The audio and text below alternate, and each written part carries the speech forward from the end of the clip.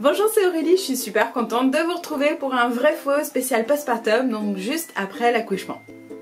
Bébé voit la silhouette du visage de sa maman ou de son papa quand il est dans les bras.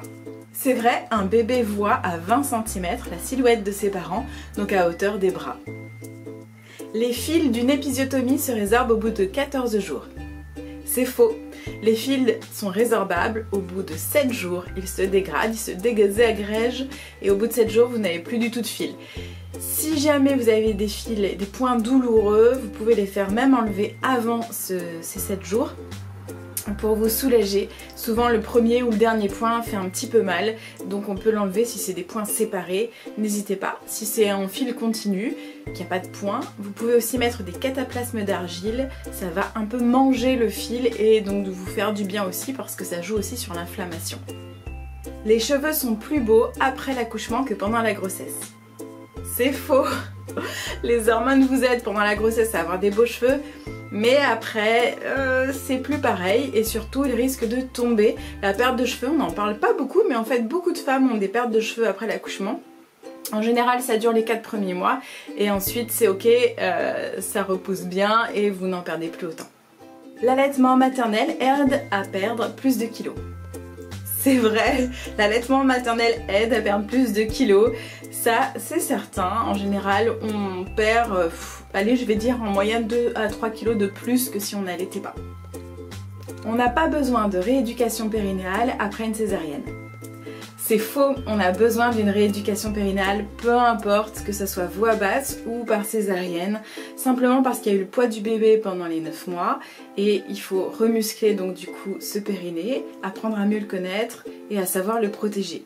Même si on n'a jamais eu de grossesse et d'accouchement dans sa vie, il faut quand même s'occuper de son périnée, ça fait partie des muscles de notre corps qui sont importants, qu'il faut solliciter, qu'il faut muscler, qu'il faut apprendre à maîtriser, que ce soit dans la vie intime, mais aussi pour soutenir le périnée, en l'occurrence les organes. Je donne le sein une fois en salle d'accouchement et après je suis obligée de continuer d'allaiter. C'est faux, vous pouvez donner le sein. Ça s'appelle d'ailleurs une tétée d'accueil en salle d'accouchement et ne pas continuer à allaiter. Vous pouvez même continuer à donner le sein quelques fois. Le petit souci qu'on peut avoir, c'est au bout du 3e jour, si vous allaitez autant de temps, vous allez avoir votre montée laiteuse très probablement, puisque quand il y a stimulation, ça favorise la montée laiteuse. Donc je dirais qu'effectivement, si vous voulez pas avoir de montée laiteuse importante et que vous voulez quand même essayer de donner un petit peu le sein, vous pouvez dans les premiers temps, il n'y a pas de souci.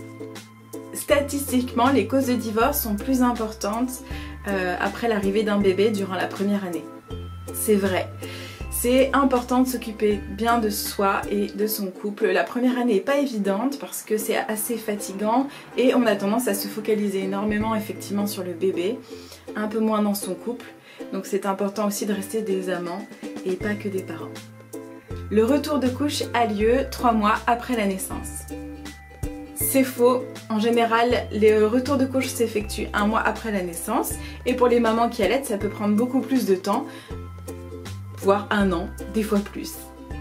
Je vous embrasse très fort, on se retrouve très bientôt pour une nouvelle vidéo et n'hésitez pas à mettre des pouces, ça me fait plaisir quand je vois qu'une vidéo est aimée et puis du coup je sais aussi ce que vous aimez, ça me permet de refaire les mêmes thématiques pour que vous ayez plaisir à regarder ces vidéos. Je vous embrasse très fort.